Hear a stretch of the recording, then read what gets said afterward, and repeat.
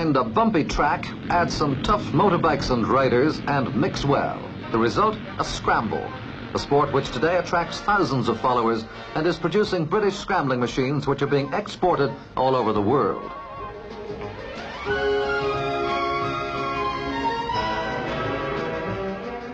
This firm in Essex, which now employs 150 people, produced its first scrambling motorbike in 1953 when the sport was beginning really to get onto its feet. Their 250cc model was a winner. It was tough, maneuverable and fast on the scrambling track, and orders for it soon poured in. Today, in a highly competitive market, more than 10,000 specialist motorcycles have been sold by this one small firm, 75% of them for export. America is its largest overseas customer. The secret of such success in a highly specialized field has obviously been attention to detail. If the smallest part for the machine could not be obtained exactly as required, the company turned to and made it themselves. Today, virtually everything that goes into the machine is made on the spot. With worldwide success for its 250cc model, the company is now working on a new, more powerful scrambling bike. This 360cc model, being put through some rigorous testing on a nearby track, has taken 18 months to develop. Worldwide markets are wide open for this size of competition motorbike if it proves to be another winner.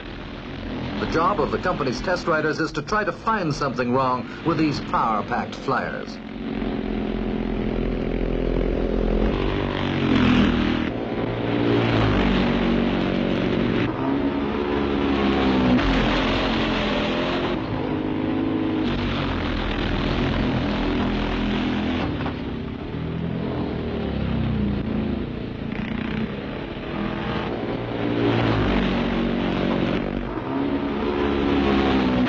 After the new models have been given a thorough thrashing, the company's technical men are on hand for on-the-spot checks.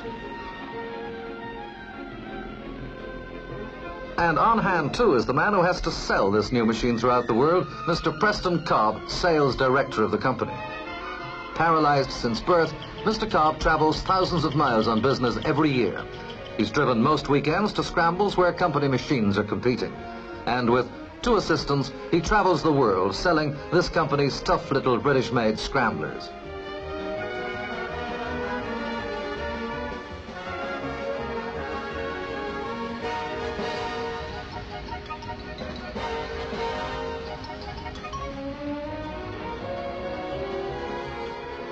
Among the many other high-performance scrambling machines made in Britain are do-it-yourself scramblers, which are supplied in kit form.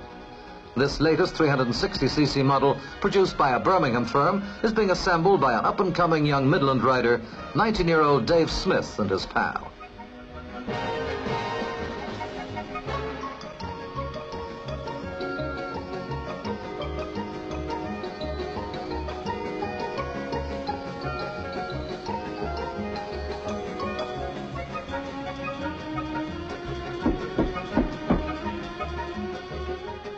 Home assembly means a saving of 1/5 on the price of the machine.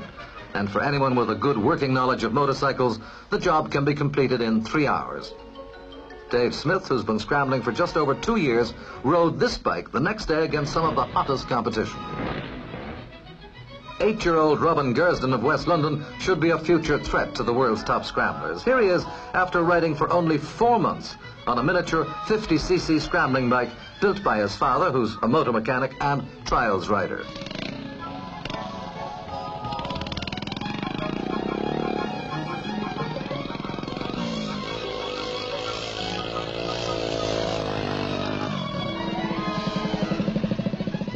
Dad gives him some advice on negotiating mud, and he's away again. This tiny machine has 3 gears and a top speed of 35 miles per hour. Ideal for riding the bumps of an old gravel pit nearby the Gersdens' home.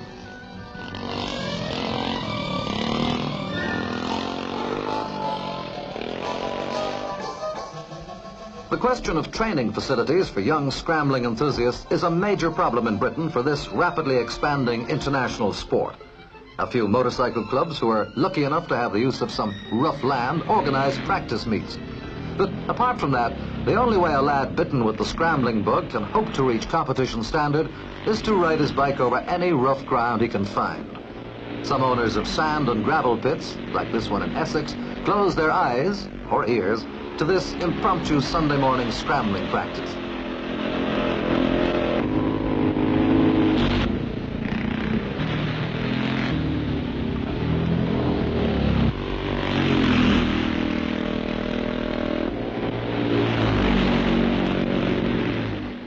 Organized by local motorcycle clubs, scramble meetings are held throughout Britain during the summer with odd winter meetings.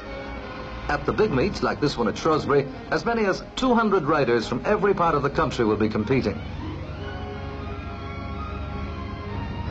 With a national championship event attracting star riders, the crowds flock in to watch the tussles to come. A tussle not only of rival top riders, but of top makers of machines as well. For, like motorcycle and car racing, scrambling performances considerably affect the world sales of road machines nowadays.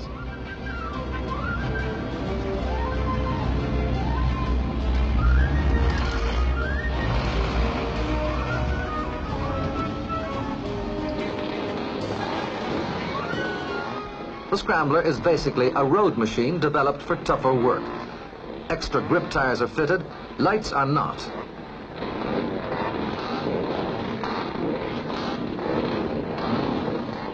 Jeff Smith, 1964 and 65 world champion, is here. Also, Dave Bickers, 1966 British champion. It's going to be a rough ride, so scrambling gear is tough. And under international scrambling rules, only standard commercial fuel may be used. There are 30 of Britain's top riders in the lineup for the mass start. It's a 12-lap race, each lap 1.5 miles of some of the toughest riding in Britain. Men and machines take a pounding as they hit the bumps.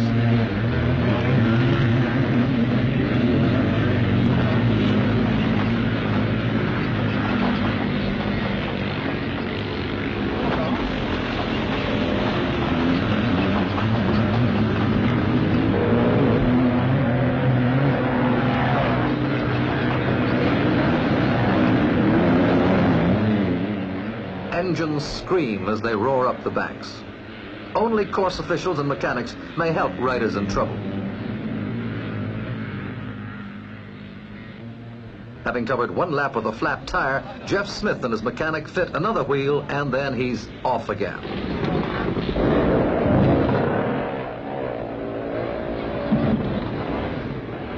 Those extra grip tires help to pull the bikes up the hills and over the top.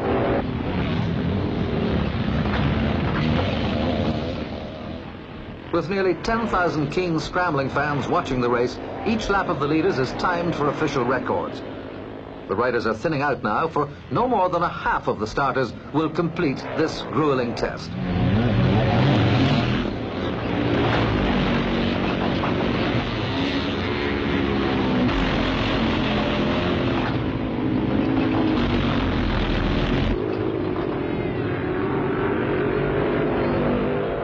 As the rest of the field fight it out for a good place, all attention is now focused on whether champion Dave Bickers can hold the lead. No, he's overtaken on the 10th lap. And at the winning post this time, it's a local rider, Alan Clough, with Bickers second. But in the ingredients of a good scramble, there's no bickering.